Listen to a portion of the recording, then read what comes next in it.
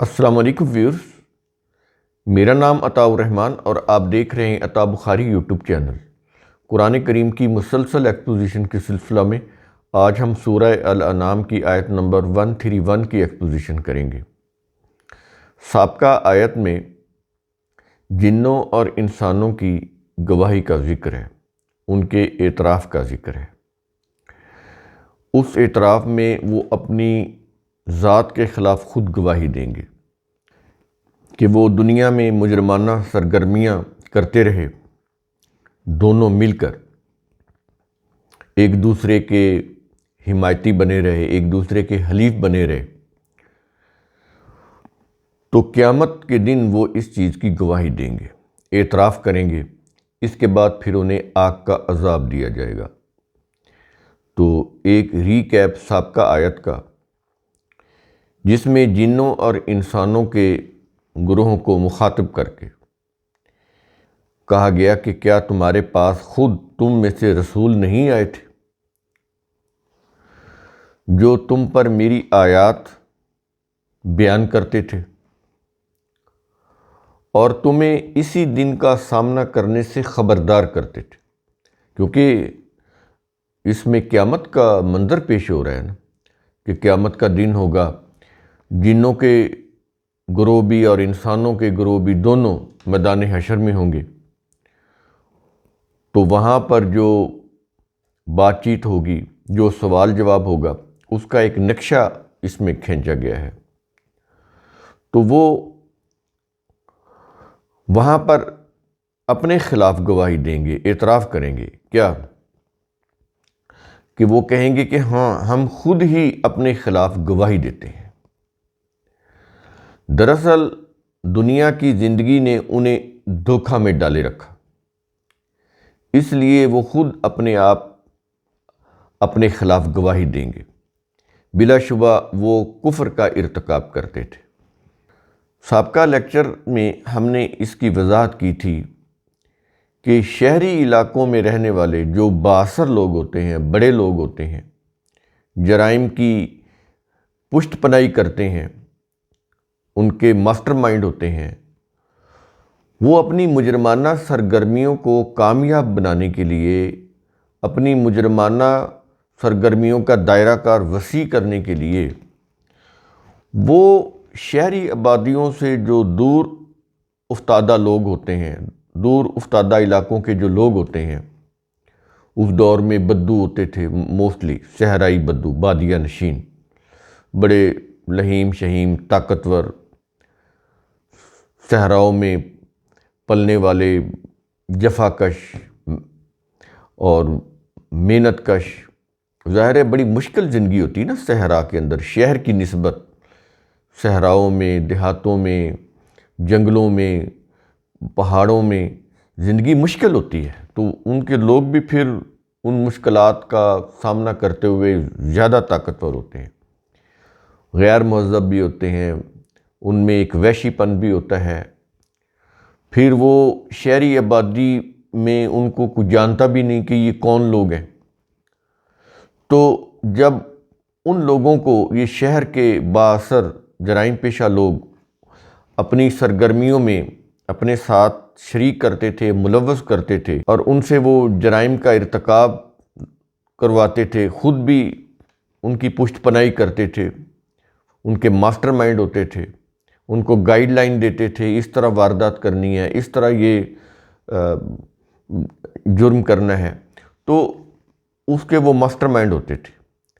آگے وہ ان سے کام لیتے تھے، یعنی دماغ یہ لڑاتے تھے، پلاننگ یہ کرتے تھے، اور پھر اس کو کامیاب بنانے کے لیے ان لوگوں کو ساتھ شامل کرتے تھے جو جسمانی طور پر بھی طاقتور ہوتے تھے، اور لوگ ان کو، کیونکہ وہ شہری آبادیوں سے دور ہوتے تھے، لوگ ان کو جانتے بھی نہیں تھے کہ یہ کون ہے۔ تو اس طرح وہ ایک دوسرے کے حلیف بن کر جرائم کرتے تھے، اور اس میں پھر دونوں کا فائدہ ہوتا تھا کہ وہ جو لوٹی ہوئی دولت ہوتی تھی، اس میں سے کچھ ان کو دے دیتے تھے، کچھ خود رکھ لیتے تھے، حصے بانٹ لیتے تھے۔ تو اس لیے کہا گیا کہ وہ ایک دوسرے کو استعمال کرتے تھے، ایک دوسرے کو فائدہ پہنچاتے تھے، جیسا کہ ہم نے پیچھے بیان کیا ہے قرآن کی آیات کی روح سے۔ اب جب قیامت ہوگی تو وہ خود اس چیز کا اعتراف کریں گے کہ ہم یہ جرائم کرتے تھے، ایک دوسرے کے ساتھ جرائم میں تعاون کرتے تھے، ایک دوسرے کے حلیف تھے۔ تو اس میں پھر وہ کہیں گے کہ اسی طرح ہماری زندگی گزر گئی جرائم کرتے کرتے، حتیٰ کہ ہماری موت کا وقت قریب آ گیا تھا، ہم مرنے والے ہو گئے تھے، پیچھے وقت ہی نہیں بچا تھا۔ تو یہ سارا وہ اعتراف کریں گے۔ پھر یہ بھی اعتراف کریں گے کہ دراصل دنیا کی زندگی نے انہیں دھوکے میں ڈالے رکھا۔ یہ دھوکہ تو انہوں نے اپنے اوپر خود طاری کیا۔ دنیا تو بذات خود کوئی دھوکہ تو نہیں ہے، لیکن جو لوگ اپنے مفاد کے لیے صحیح اور غلط میں تمیز نہیں کرتے اور مفاد پرستی کی راہوں پر چلتے ہوئے ہر وہ کام کرتے ہیں جائز ناجائز طریقے سے جس سے ان کی اپنی ذات کو فائدہ ہو، تو اس میں تو پھر یہی ہوتا ہے، ان دی لانگ رن نقصان ہوتا ہے، وقتی فائدہ ہو جاتا ہے کچھ، لیکن ہمیشہ کا فائدہ نہیں ہوتا، وہ عارضی فائدہ ہوتا ہے۔ لیکن اللہ کے قانون مکافات کی روح سے وہ پھر پکڑ میں بھی آ جاتے ہیں، بعض لوگ بچ بھی جاتے ہیں، لیکن وہ دنیا کی عدالت سے بچ سکتے ہیں، اللہ کی عدالت سے نہیں بچ سکتے۔ تو قیامت کا دن دا ڈے آف ججمنٹ ہے ہی اس لیے کہ جو یہاں پہ اپنی چالاکی سے، عیاری سے، اپنے اثر رسوخ سے، اپنے پیسے کے بلبوتے کے اوپر، اپنی جاگیروں کے بلبوتے کے اوپر، اپنے سیاسی عہدوں کی وجہ سے یا حکومتی عہدوں کی وجہ سے یا اپنے بڑے بڑے وہ جو ان کے بینک بیلنس ہیں، جو ان کے جو ذرائع ہیں، وسائل ہیں، ان کی وجہ سے وہ بچ جاتے ہیں رشوت سے، سفارش سے۔ تو آخرت کی یہ جو زندگی ہے اس کے شروع میں جو عدالت قائم ہوگی، جو ان کی چھانٹی ہوگی، ان کے اعمال کے نتائج جو ان کے سامنے لائے جائیں گے، اس میں تو پھر کوئی نہیں بچ سکے گا۔ اس وقت تو تمام انسانوں کا اختیار ختم ہو جائے گا، زیرو ہو جائے گا۔ کوئی کتنا بھی طاقتور ہوگا، میدان حشر میں تو وہ کچھ نہیں کر سکے گا، اس کے ہاتھ میں کچھ نہیں ہوگا۔ تو وہاں پر وہ خالی ہاتھ اپنا فیصلہ سنیں گے۔ تو وہاں پر وہ اقرار کریں گے کہ ہم یہ جرائم کرتے رہے اور اسی میں ہماری زندگی گزر گئی۔ تو جب وہ اعتراف کریں گے تو پھر انہیں آگ میں ڈالا جائے گا، جیسا کہ آج کے اس لیکچر میں آگے اس کی وضاحت ہوگی۔ تو کہیں گے کہ ہمیں تو دنیا کی زندگی میں دھوکے میں ڈالے رکھا،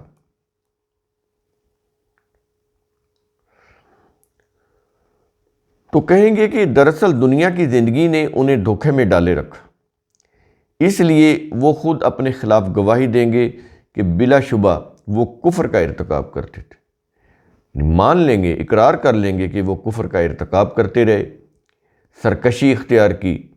اور اپنے فائدے کے لیے وہ جرائم کی زندگی انہوں نے اپنائی رکھی۔ تو اس میں شہروں کے رہنے والے اور دور افتادہ علاقوں کے رہنے والے لوگ، جن کو قرآن جن بول رہا ہے، دونوں آ گئے، دونوں معاشرت کے لوگ آ گئے، اربن ایریا کے لوگ بھی آ گئے اور رورل ایریا یا ریموٹ ایریاز کے لوگ بھی آ گئے، جن کو قرآن جن بولتا ہے۔ تو اس ضروری وضاحت کے بعد اب ہم آتے ہیں آج کے لیکچر کی طرف۔ سورہ الانعام آیت نمبر 131، الفاظ ہیں: ذالک ان،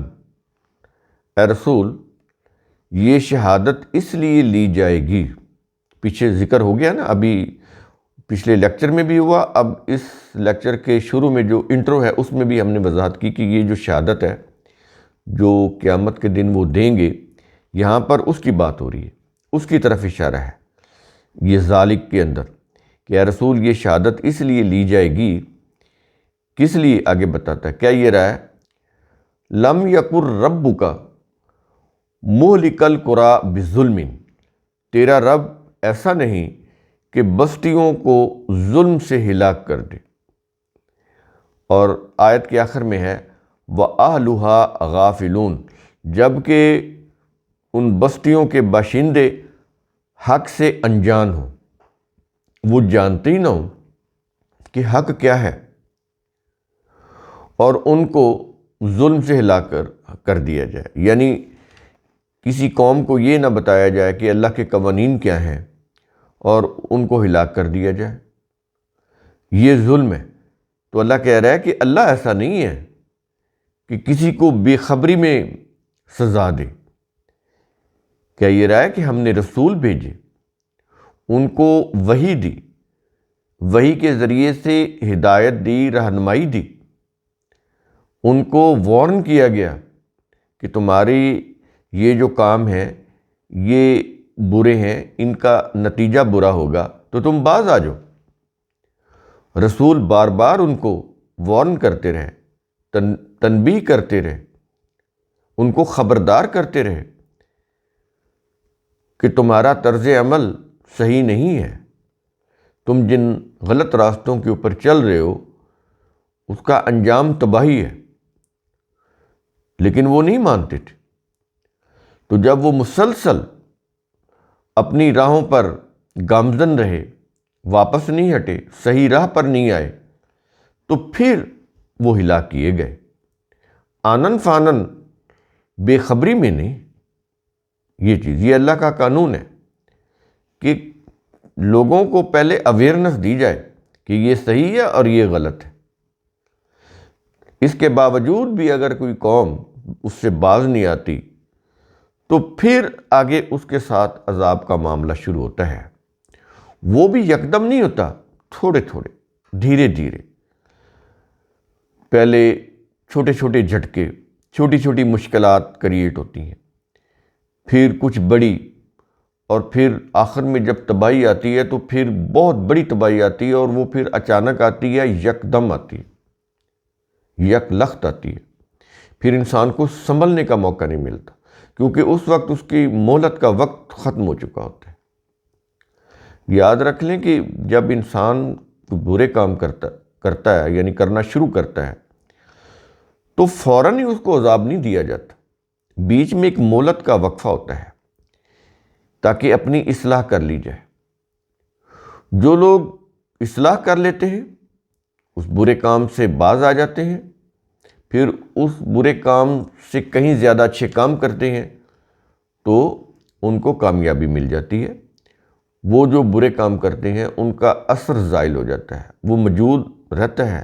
یہ نہیں کہ وہ ان کے نامہ اعمال سے وہ ڈیلیٹ کر دیے جاتے ہیں، وہ ریکارڈ میں رہتے ہیں،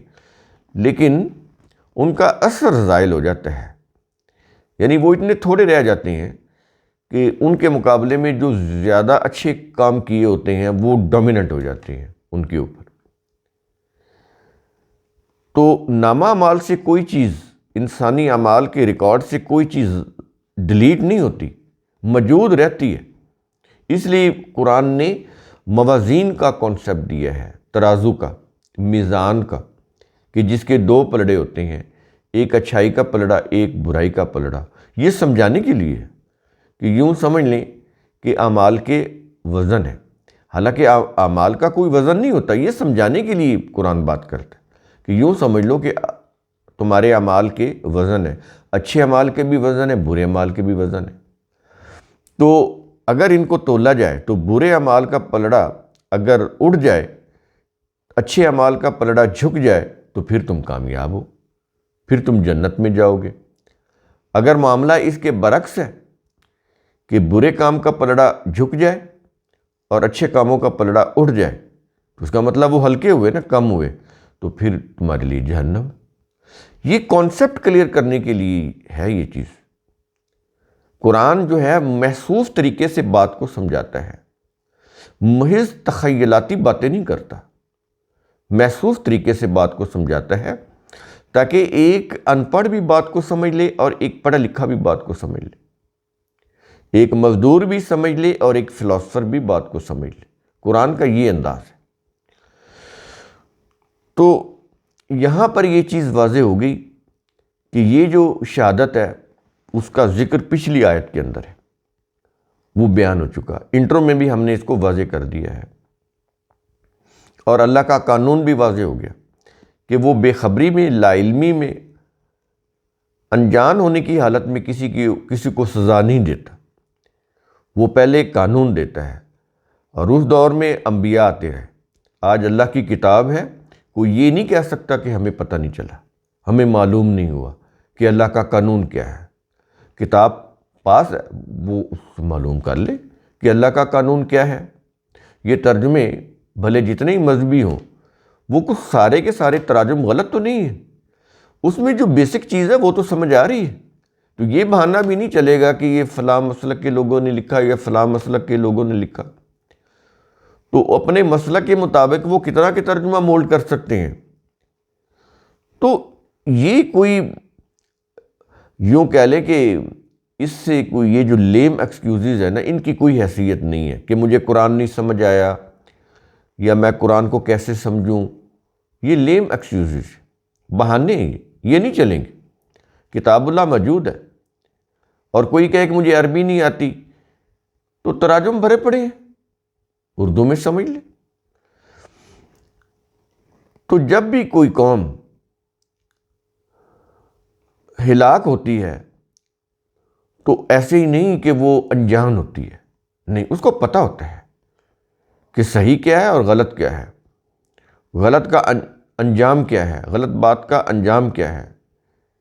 سب پتہ ہوتا ہے۔ لیکن جو مفاد پرستی ہوتی ہے نا، عارضی مفاد پرستی، وہ دل و دماغ کے اوپر اتنی غالب آ جاتی ہے کہ کوئی سوچنے کے لیے بھی تیار نہیں ہوتا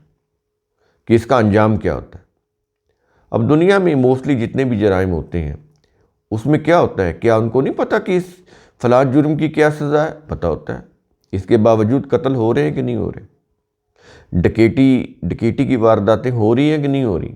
ریپ ہو رہے ہیں کہ نہیں ہو رہے۔ تو کیوں کہ وقتی جو فائدہ ہوتا ہے نا، وہ دماغ کے اوپر غالب آ جاتا ہے، ذہن کے اوپر غالب آ جاتا ہے، آنکھوں پر مفاد کی پٹی بن جاتی ہے، پھر انسان کچھ نہیں سوچتا اور جرم کر بیٹھتا ہے، تو پھر اس صورت میں تو اس کو سزا ملے گی۔ تو قرآن کریم کا اصول ثم تفکروا، اس کی روح سے آپ خود بھی سوچا کریں، سمجھا کریں، غور و فکر کیا کریں۔ شکریہ۔